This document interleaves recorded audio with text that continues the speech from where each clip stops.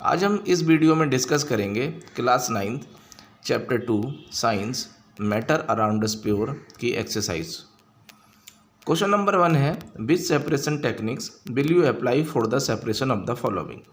ये हमें बहुत सारे पार्ट्स दे रखे हैं ABCDEFGHIJ। इन सारे पार्ट्स में हमें बताना है कि इनके कंपोनेंट को सेपरेट करने के लिए कौन सी टेक्निक का यूज़ होगा। तो फर्स्ट पार्ट है A part sodium chloride from its solution in water. B ammonium chloride from a mixture containing sodium chloride and ammonium chloride.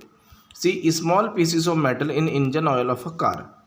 D different pigment from an extract of flower petals. E butter from curds. F oil from water. G tea leaves from tea. H iron pins from sand. I bead grains from husk. J fine mud particle suspended in water. ये हमें total A से लेके जे तक part दे रखे हैं। हमें बताना है हर एक पार्ट में इनके कंपोनेंट को सेपरेट करने के लिए किस टेक्निक का यूज़ होगा।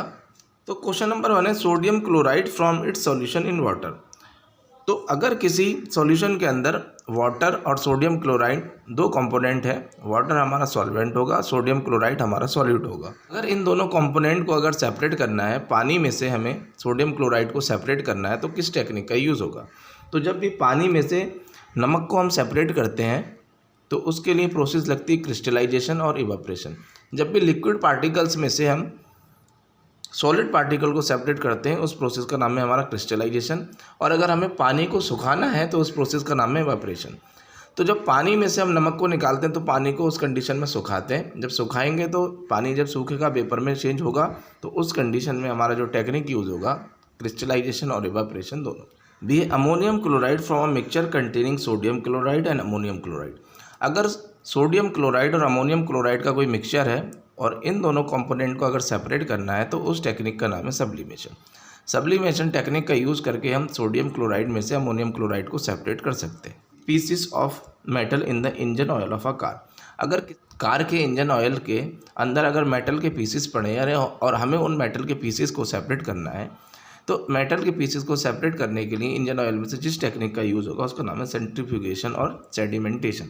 ये सारी टेक्निक हम प्रीवियस जब हमने चैप्टर का थ्योरी को डिस्कस किया था तो वहाँ पर हम सब कुछ डिस्कस कर चुके हैं। D different pigment from an extract of flower petals. तो ये हमने देखा था, एग्जांपल दिया था, अगर फ्लावर पेटल्स पे से हमें डिफरेंट पिगमेंट मतलब डिफरेंट कलर को अगर सेपरेट करना है तो कौन सी टेक्निक यूज़ होगा। तो कलर को सेपरेट करने के लिए जिस टेक्निक का यूज़ करते हैं उस टेक्निक का नाम है क्रोमेटोग्राफी। Butter from curd. अगर बटर में से कर्ड को सेपरेट करना है तो उस प्रोसेस का नाम है सेंट्रीफ्यूगेशन। Oil from water. पानी में से अगर हमें तेल को सेपरेट करना है तो उसको करते हैं हम सेपरेटिंग फनल से। सेपरेटिंग फनल एक टेक्निक है, उसको यूज़ करके हम पानी में से ऑयल को सेपरेट कर लेते हैं। T leaves from T. तो टी लीव्स कैसे तोड़ी जाती हैं, टी के जो भी प्लांट होता है उसके ऊपर से, तो हैंड पिकिंग, हाथ से तोड़ी जाती हैं, तो उस टेक्निक का नाम है hand picking. Iron pins from sand. रेत में से हमें आयरन की पिंस को अगर सेपरेट करना है तो मैग्नेटिक सेपरेशन इस टेक्निक का यूज़ करेंगे, क्योंकि जब मैग्नेट होगा उसके अंदर जो आयरन की पिंस होंगी मैग्नेट के साथ अट्रैक्ट होकर आ जाएंगी जितनी भी सैंड के अंदर होंगी। Beed grains from husk. अगर हमें भूसी को गेहूं से अलग करना है तो किस टेक्निक का यूज़ करेंगे, वो हमारा winnowing. Fine mud particle suspended in water. अगर जो मड पार्टिकल्स हैं वो पानी के अंदर सस्पेंडेड है मतलब घुल चुके हैं और हमें उनको अलग करना है तो उस प्रोसेस का नाम भी हमारा है कितना, सेंट्रीफ्यूगेशन। तो सेंट्रीफ्यूगेशन टेक्निक से हम मड पार्टिकल्स को पानी के अंदर से अलग कर सकते हैं। क्वेश्चन नंबर 2 है right the steps you would use for making tea. Use the word solution, solvent, solute, dissolve, soluble, insoluble, filtrate and residue. हमें टी मेकिंग करते हुए मतलब चाय बनते टाइम जो जो स्टेप लगेंगे वो सारे हमें स्टेप बताने हैं, और जब हमें उसके स्टेप लिखने हैं तो उसमें जो हमें वर्ड का यूज़ करना है तो solution, solvent, solute, dissolve, soluble, insoluble, filtrate and residue. In words का यूज़ करते हुए हमें चाय को बनाने के लिए जो स्टेप लगेंगे वो हमें बताना है। तो चाय कैसे बनती है, किसी भी वेसल के अंदर, किसी भी केतली के अंदर पानी को बॉईल करते हैं और पानी के अंदर चाय पत्ती डालते हैं। चाय पत्ती डालने के बाद जब पानी का कलर चेंज होता है उसके बाद उसके अंदर मिल्क डालते हैं, तो हमारा जो चाय पत्ती है वो सॉल्यूट है, मिल्क जो है वो सॉल्यूट है, पानी जो है वो सॉल्वेंट है। फिर उस टाइम के बाद हम उसको फिल्ट्रेट करते हैं। जब फिल्ट्रेट करते हैं तो जो सॉल्यूबल चाय पत्ती है जो कलर चेंज कर देती है वो तो फ़िल्टर हो जाती है, लेकिन जो इनसॉल्यूबल चाय की पत्ती होती है वो फ़िल्टर नहीं हो पाती। फिर उसके बाद हम हमारे अकॉर्डिंग रेसिड्यू मतलब बची हुई जो भी चाय होती है, जो भी हम बनाते हैं, टी होती है, उसमें हम हमारे रिक्वायरमेंट के हिसाब से शुगर को ऐड कर लेते हैं और इस तरह से ये चाय हमारी तैयार हो जाती है। इसको लिखते हैं। क्वेश्चन में बोला गया है कि जब हम चाय बनाती हुई प्रोसेस को लिखेंगे तो हमें उसमें यूज़ करना है जो उस क्वेश्चन के अंदर वर्ड्स दे रखे थे, उन वर्ड्स को यूज़ करते हुए लिखना है।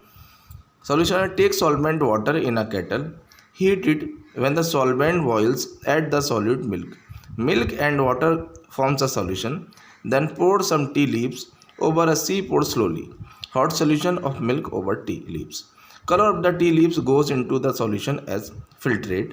The remaining tea leaves being insoluble remains residue, add required sugar which dissolve and tea is ready. हमें एक सॉल्वेंट लेना है जो वाटर है, फिर उसको एक केटल यानी केतली में रखना है, फिर उसे गर्म करना है। गर्म करने के बाद जब पानी बॉईल हो जाएगा उसके बाद जो सॉल्यूट है मिल्क उसमें हमें डालना है। फिर वही हमें चाय पत्ती डालनी है। चाय पत्ती डालने के बाद स्लोली धीरे धीरे उसे गर्म करना है। जब वो गर्म हो जाएगा सॉल्यूशन बन जाएगा, फिर उसको हमें अलग कर लेना है। फिर जब अलग करने के बाद चाय हमारी बन जाएगी, फिर हमें हमारी रिक्वायरमेंट के हिसाब से उसमें शुगर को ऐड करेंगे और चाय हमारी तैयार हो जाएगी। तो ये पूरी प्रोसेस है टी मेकिंग की। क्वेश्चन नंबर 3 है, Pragya tested the solubility of 3 different substances. Question में दे रखा है कि 3 डिफरेंट सब्सटेंसेस को उसने टेस्ट किया, लेकिन अगर हम इस टेबल को देखें तो टेबल के अंदर हमें 4 डिफरेंट सब्सटेंसेस दे रखे हैं, 1 2 3 4। Potassium nitrate, sodium chloride, potassium chloride और अमोनियम क्लोराइड। तो यहाँ 3 की जगह में 4 कर लेना है क्वेश्चन में।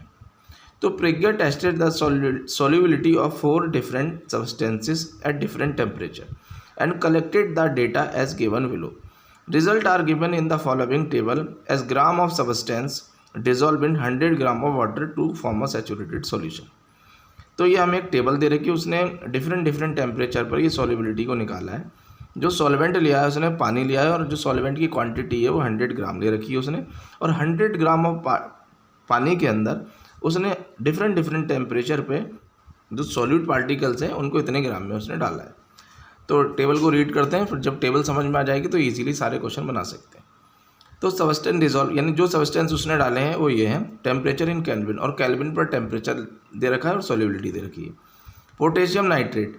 पोटेशियम नाइट्रेट की सॉल्युबिलिटी 21 ग्राम है जब टेम्परेचर 283 है।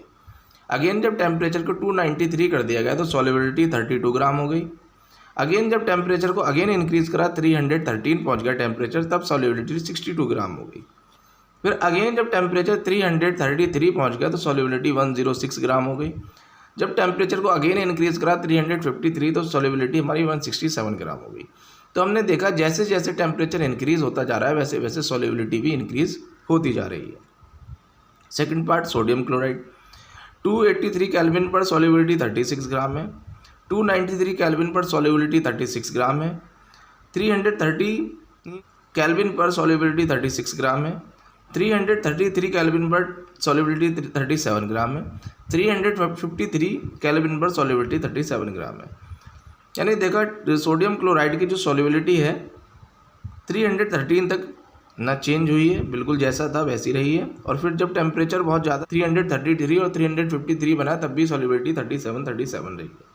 अगेन ऐसे पोटेशियम क्लोराइड की सॉल्युबिलिटी डिफरेंट टेम्परेचर पे दे रखी है, ऐसे अमोनियम क्लोराइड की भी सॉल्युबिलिटी डिफरेंट टेम्परेचर दे रखी है।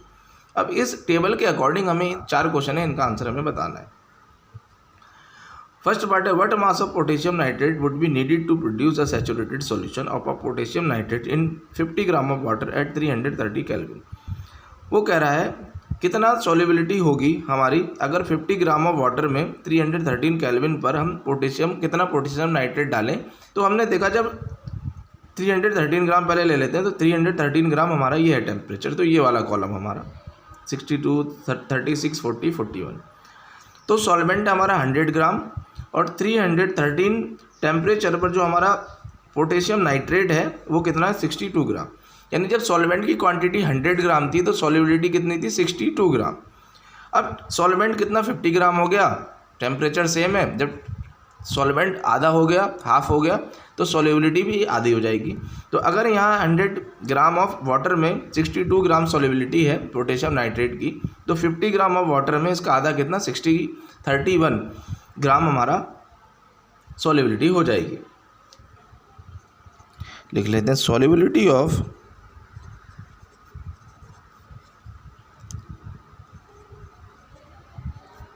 पोटेशियम नाइट्रेट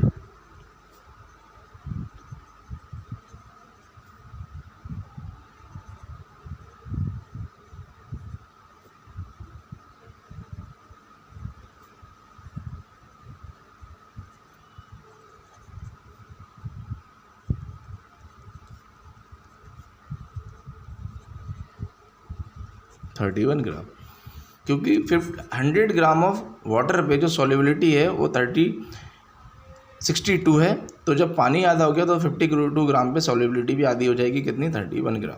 ये हमारा बी पार्ट है। Pragya makes a saturated solution of a potassium chloride in water at 353 kelvin and leave the solution to cool at room temperature. What would she observe as the solution cool, explain.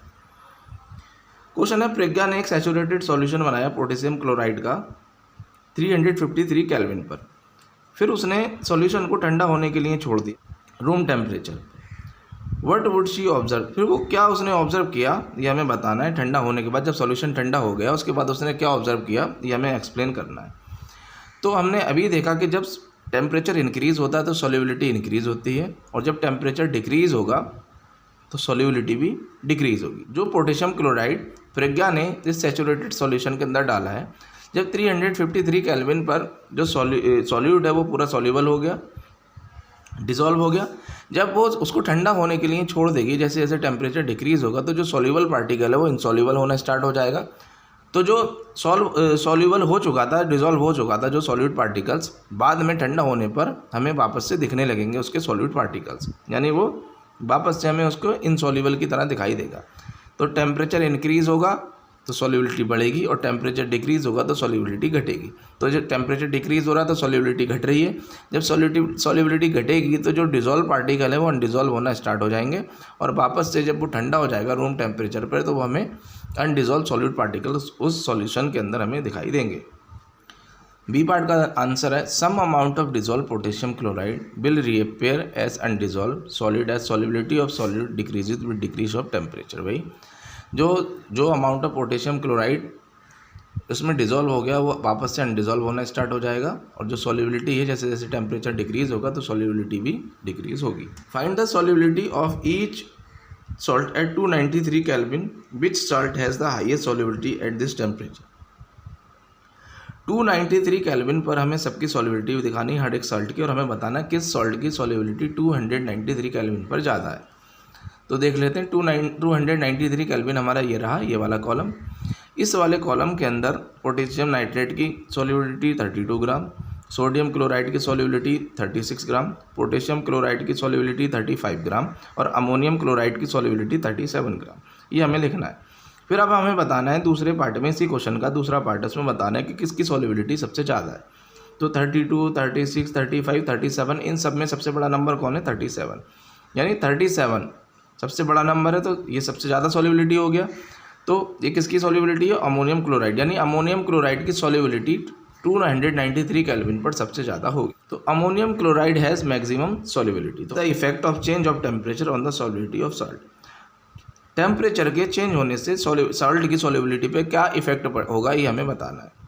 तो जब temperature increase होगा तो solubility increase होगी, और temperature decrease होगा तो solubility decrease होगी। तो जैसे जैसे टेम्परेचर डिक्रीज़ होता जाएगा तो सॉल्युबिलिटी भी डिक्रीज़ होती जाएगी, तो यही इफेक्ट हमारा पड़ेगा।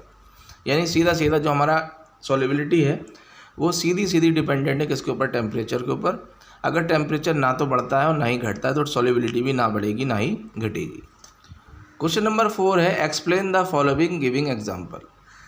ए saturated solution, B pure substances, C colloid, और डी सस्पेंशन। हमें ये फॉलोइंग सब्सटेंसेस दे रखे हैं, इनको हमें एक्सप्लेन करना है और इनके साथ में हमें एग्जाम्पल भी बताना है। फर्स्ट हमारा सैचुरेटेड सॉल्यूशन क्या होता है ये हमें बताना है, सेकंड प्योर सब्सटेंस क्या होते हैं ये बताना है, सी कॉलॉइड क्या होता है ये बताना है, और डी सस्पेंशन। इनकी सीधे सीधे डेफिनेशन लिखनी है हमें। Saturated solution, a solution in which no more of the solute can be dissolve at a given temperature is called saturated solution. किसी गिवन टेम्परेचर पर हम ज़्यादा सॉलिड पार्टिकल किसी भी सॉल्यूशन के अंदर डिजॉल्व नहीं कर सकते, ये हमारा सैचुरेटेड सॉल्यूशन है। जैसे मान लो 393, अभी हमने प्रीवियस एग्जांपल जो हमने क्वेश्चन नंबर 3 कराया है उसका ये एग्जांपल ले लेते हैं। तो पोटेशियम नाइट्रेट को डिजॉल्व कर सकते हैं 283 केल्विन पर। अगर 21 ग्राम से ज़्यादा अगर हम पोटेशियम नाइट्रेट लेंगे तो 100 ग्राम ऑफ वाटर पर और 283 केल्विन पर वो डिजॉल्व नहीं होगा। तो ये इसका मीनिंग होता है सैचुरेटेड सॉल्यूशन का। सैचुरेटेड सॉल्यूशन क्या होता है कि एक गिवन टेम्परेचर पर जितना अमाउंट ऑफ सॉल्यूट डिजॉल्व हो सकता है किसी भी सॉल्वेंट के अंदर वही होगा, उससे ज़्यादा नहीं होगा। एग्जाम्पल, कोई भी एक एग्जाम्पल ले लेते हैं। कोई आप क्वेश्चन नंबर 3 का कोई भी एक एग्जाम्पल उठा लो। एग्जाम्पल है, suppose 50 gram of solute is the maximum amount that can be dissolve in 100 gram of water at 298 kelvin, then 150 gram of solution so obtain is the saturated solution at 298। Suppose करो कि हमने 50 gram of solute लिया है और वो maximum amount है किसी भी सॉल्यूट का 100 ग्राम ऑफ वाटर में डिजॉल्व होने के लिए। जो टेम्परेचर दे रखा है वो 293 केल्विन दे रखा है। तो अगर हम 50 ग्राम ऑफ सॉल्यूट और 100 ग्राम ऑफ सॉल्वेंट यानी वाटर को कंबाइन करेंगे तो हमारा जो सॉल्यूशन बनेगा वो 150 ग्राम ऑफ सॉल्यूशन हमें मिलेगा। तो इसी को हम बोलेंगे कितना, ये हमारा सैचुरेटेड सॉल्यूशन है। टेम्परेचर सेम ही रहेगा कितना, 298 केल्विन। आते हैं हम प्योर सब्सटेंसेस। प्योर सब्सटेंस क्या होता है, अगर कोई मटेरियल एक टाइप के पार्टिकल से मिलकर बनाए तो उसे प्योर सब्सटेंस बोलते हैं। तो लिख लेते हैं, one kind of particle present in the material are known as pure substance. एक टाइप के पार्टिकल अगर किसी मटेरियल के अंदर प्रेजेंट होते हैं तो उसको हम प्योर सब्सटेंस बोलते हैं। Example, pure water, oxygen, carbon dioxide, ऐसी बहुत सारी गैसेस के आप नाम लिख सकते हैं। Third, colloid. Colloid are heterogeneous mixture, the particles size are too small to be seen with a naked eyes. Example, smoke, milk, fog, cloud etcetera. जो कॉलॉइड होता है वो एक हेट्रोजीनियस मिक्सचर होता है। जो पार्टिकल्स होते हैं, पार्टिकल का जो साइज होता है इस मिक्सचर के अंदर सॉलिड पार्टिकल्स का, वो इतना छोटा होता है कि अगर हम उसको गौर से देखेंगे तभी हमें दिखाई देगा। अगर हम दूर से ऐसे बिना नेक्ड आइज से उसको देखेंगे तो वो सॉलिड पार्टिकल्स हमें दिखाई नहीं देंगे। एग्जाम्पल हमारा smoke, milk, fog, cloud etcetera solid particles होंगे। सस्पेंशन, डेफिनेशन है सस्पेंशन की, solid disperse in liquid are called suspension and it is a heterogeneous mixture. Disperse का मीनिंग होता है कि कितने जो सॉलिड पार्टिकल हैं वो लिक्विड के सरफेस के ऊपर दिखेंगे और ये जो इसको हम क्या कहेंगे, सस्पेंशन। अगर सॉलिड पार्टिकल्स लिक्विड के अंदर दिखाई देते हैं तो उसको हम सस्पेंशन कहेंगे। और सस्पेंशन एक हेट्रोजीनियस मिक्सचर है, ये इसकी डेफिनेशन है, मीनिंग है डेफिनेशन का। Example, the mixture of chalk and water, chalk और पानी का जो मिक्सचर है वो भी हमारा सस्पेंशन का एग्जाम्पल है। The mixture of floor and water, आटा और जो पानी का जो मिक्सचर है वो भी हमारा एग्जाम्पल है सस्पेंशन का। Mixture of dust particle and milk of magnesia, dust particles का मिक्सचर और मिल्क ऑफ मैग्नीशिया, ये भी हमारे एग्जाम्पल किसके, सस्पेंशन। क्वेश्चन नंबर 5 है, classify each of the following as a homogeneous और हेट्रोजीनियस मिक्सचर। हमें ये कुछ पार्ट दे रखे हैं, हमें होमोजीनियस और हेट्रोजीनियस मिक्सचर के अकॉर्डिंग इनको क्लासीफाई करना है। फर्स्ट हमारा soda water, would, air, soil, vinegar, filter, T, ये हमारे इतने दे रखे हैं हमें सब्सटेंसेस और हमें इनको होमोजीनियस और हेट्रोजीनियस मिक्सचर के अकॉर्डिंग बताना है कि कौन है होमोजीनियस और कौन हमारा हेट्रोजीनियस है। तो कर लेते हैं। सोडा वाटर हमारा होमोजीनियस मिक्सचर होता है, वुड हमारा हेट्रोजीनियस मिक्सचर होता है, एयर हमारा होमोजीनियस मिक्सचर होता है, सॉइल हेट्रोजीनियस मिक्सचर होता है, विनेगर हेट्रोजीनियस मिक्सचर होता है, फिल्टर टी हेट्रोजीनियस मिक्सचर होता है। और होमोजीनियस और हेट्रोजीनियस का हमने बहुत ही अच्छी तरीके से इसको एक्सप्लेन कर रखा है जब हमने चैप्टर की थ्योरी को डिस्कस किया था। तो वहाँ जाके आप होमोजीनियस और हेट्रोजीनियस मिक्सचर को समझ सकते हैं, फिर उससे अकॉर्डिंग आपको पता लग जाएगा ये होमोजीनियस क्यों है, हेट्रोजीनियस क्यों है। क्वेश्चन नंबर 6 है, how would you confirm that the colourless liquid given to you is pure water. कैसे हम कन्फर्म करेंगे कि जो कलरलेस लिक्विड है वो हमारा प्योर वाटर होता है। Characteristics of answer, every liquid has a characteristics boiling point at a 1 atmospheric pressure. If the given colorless liquid boils exactly at 373 Kelvin at 1 atm pressure, then it is a pure water. If the boiling point is different, then the water is contaminated. Answer है कि हर एक liquid की अपनी अलग अलग characteristics होती है उसके बॉइलिंग पॉइंट की। प्योर वाटर रहता है जो उसका बॉइलिंग पॉइंट होता है वो 100 डिग्री सेल्सियस यानी 373 केल्विन रहता है। तो 373 केल्विन पर जो वो 100 डिग्री सेल्सियस या 373 केल्विन पर बॉयल हो जाएगा। अगर उस लिक्विड वो प्योर नहीं होगा, कंटामिनेटेड होगा, अगर कोई इम्प्योरिटी उसके अंदर होगी तो उस लिक्विड को बॉयल होने के लिए टेम्परेचर अलग लगेगा, मतलब ज़्यादा भी लग सकता है और कम भी लग सकता है। लेकिन अगर हमारा प्योर वाटर जो होगा, जो उसका बॉइलिंग पॉइंट होता है वो कितना 373 केल्विन या फिर 100 डिग्री सेल्सियस होता है। 7th पार्ट है इसका, विच of the following material fall in the category of pure substance. ये हमें सारे ABCDEFGHI तक दे रखे हैं और हमें बताना है इन सारे सब्सटेंसेस में कौन हमारा प्योर सब्सटेंस है और कौन हमारा इम्प्योर सब्सटेंस है। फर्स्ट ए है ice, milk, iron, hydrochloric acid, calcium oxide, mercury, brick, board, air. इन सब में हमें बताना है कौन सा हमारा प्योर सब्सटेंस है, कौन हमारा इम्प्योर सब्सटेंस है। प्योर सब्सटेंस क्या होता है कि कोई ऐसा सब्सटेंस कोई मटेरियल किसी एक टाइप के पार्टिकल से मिलकर बना होता है तो उसको हम प्योर सब्सटेंस बोलते हैं। अगर एक से ज़्यादा टाइप ऑफ पार्टिकल्स अगर किसी मटेरियल के अंदर प्रेजेंट रहते हैं तो उसको हम मरकरी प्योर सब्सटेंस है, ब्रिक इम्प्योर सब्सटेंस है, वुड इम्प्योर सब्सटेंस है और एयर इम्प्योर सब्सटेंस। अब प्योर सब्सटेंस और इम्प्योर सब्सटेंस क्या होते हैं? अगर कोई मटेरियल किसी एक टाइप के पार्टिकल से मिलके बना है तो हमारा प्योर सब्सटेंस होता है। अगर किसी पार्टिकल्स के अंदर एक से ज़्यादा वैरायटी है पार्टिकल्स की तो वो हमारा इम्प्योर सब्सटेंस है। क्वेश्चन नंबर 8 है, identify the solution among the following mixture. हमने बताना है कि इन सारे मिक्सचर में कौन सॉल्यूशन है। ABCDE तक दे रखे हैं पार्ट, सॉइल, सी वाटर, एयर, कोल, सोडा वाटर, ये सब में हमें बताना है कौन हमारा सॉल्यूशन है इन सारे मिक्सचर के अंदर। सॉइल हमारा सॉल्यूशन नहीं है, सी वाटर हमारा सॉल्यूशन है, एयर हमारा सॉल्यूशन है, कोल हमारा सॉल्यूशन नहीं है, सोडा वाटर सॉल्यूशन है। Which of the following will show Tyndall effect. ABCD, इन चारों में से ABCD में से कौन सा, इन चारों में से कौन टिंडल इफेक्ट को शो करेगा ये हमें बताना है। 4 पार्ट दे रखे हैं ABCD।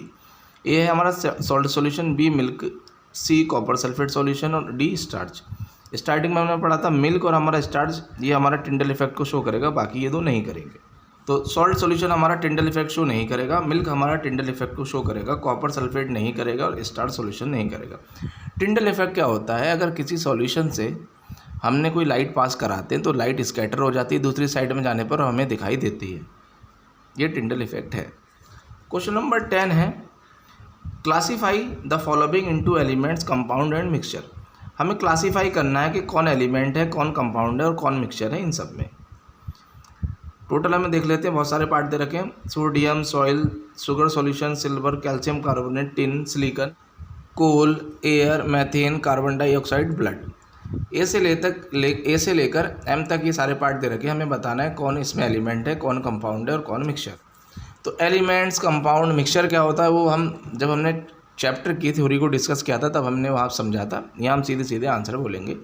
सोडियम हमारा एलिमेंट है, सॉइल मिक्सचर है, शुगर सॉल्यूशन मिक्सचर है, सिल्वर हमारा एलिमेंट है, कैल्शियम कार्बोनेट कंपाउंड है, टिन एलिमेंट है, सिलिकॉन एलिमेंट है, कोल मिक्सचर है, एयर मिक्सचर है, सोप मिक्सचर है, मैथेन कंपाउंड है, कार्बन डाइऑक्साइड कंपाउंड है, ब्लड मिक्सचर है। तो ये क्वेश्चन है, which of the following are chemical changes. इन हमें बताना है A से लेके G तक पार्ट दे रखे हैं, किस में केमिकल चेंज होगा। Growth of plants, rusting of iron, mixing of iron filings and sand, cooking of food, digestion of food, freezing of water, burning of candle. तो ग्रोथ ऑफ प्लांट, जब plant को लगाते हैं तो धीरे धीरे उसकी ग्रोथ होती है, तो ये हमारा केमिकल प्रोसेस है, यानी इसमें केमिकल चेंज आता है। रस्टिंग ऑफ आयरन, हमने कोई चीज़ रख दी और उसमें धीरे धीरे जंग लगना स्टार्ट हुआ और हमें पता नहीं कि कब लगी और कब तक ये चलती रहेगी प्रोसेस, तो वो हमारा रस्टिंग ऑफ आयरन, ये भी हमारा केमिकल चेंज है। Mixture of iron filling and sand, अगर हम आयरन और सैंड को मिक्सचर कर दें उसका तो ये हम खुद कर सकते हैं, तो ये हमारा physical change. Cooking of food, ये हमारा chemical change. Digestion of food digestion होता है, ये भी हमारा केमिकल चेंज है। फ्रीजिंग ऑफ वाटर, जब भी मेल्टिंग पॉइंट, बॉइलिंग पॉइंट की बात होती है तो ये केमिकल फिजिकल प्रोसेस चेंज आता है इसमें, तो ये हमारा physical change. Burning of candle, मोमबत्ती का जलना, ये भी हमारा केमिकल चेंजेस है। तो ये था सॉल्यूशन हमारा इस एक्सरसाइज का।